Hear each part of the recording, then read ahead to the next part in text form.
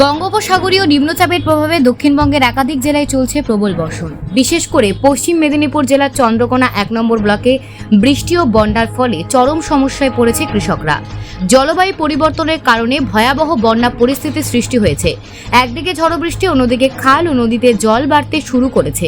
এর ফলস্বরূপ চন্দ্রকোনার বিভিন্ন এলাকায় বন্যা পরিস্থিতি গুরুতর রূপ ধারণ করেছে। জলমগ্ন হয়ে গেছে প্রায় 400 বিঘা জমির ধান ও পাট চাষের ক্ষেত। কৃষকরা এখন বড় ক্ষতির আশঙ্কা করছেন।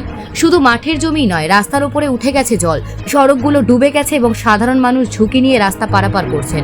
এদিকে চাষি ও এলাকার সাধারণ মানুষদের আশঙ্কা, বেলা বাড়ার সাথে সাথে জল আরও বাড়তে পারে। স্থানীয় প্রশাসন দ্রুত পদক্ষেপ নেওয়ার প্রয়োজন বলেই মনে করছেন সকলেই। কবে থেকে হলো? থেকে কম ছিল, কালকে বেশি হচ্ছে। কি কতটা ক্ষতি হতে পারে চাষে? 400 বিঘার মতো ক্ষতি হয়ে যাবে। জল কি বাড়ছে? হ্যাঁ, বাড়ছে এখন। গতকাল রাতের থেকে জল বেড়েছে। হ্যাঁ, এই রাস্তা তো জলের তলায়, এখন রাস্তা দিয়ে কি পারাপার হচ্ছে? পারাপার হচ্ছে এখন পর্যন্ত। ঝুঁকি নিয়ে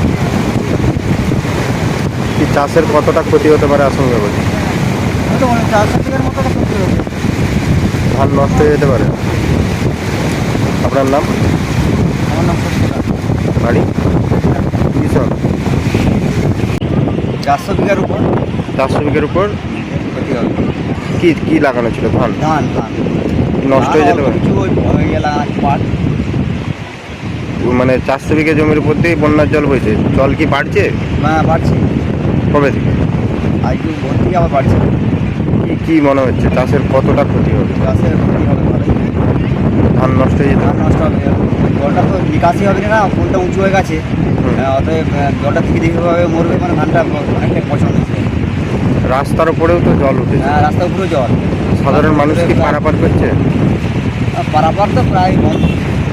মানে যারা করছে ঝুঁকি নিয়ে। হ্যাঁ, যারা করছে কিছু রিক্সা। নাম?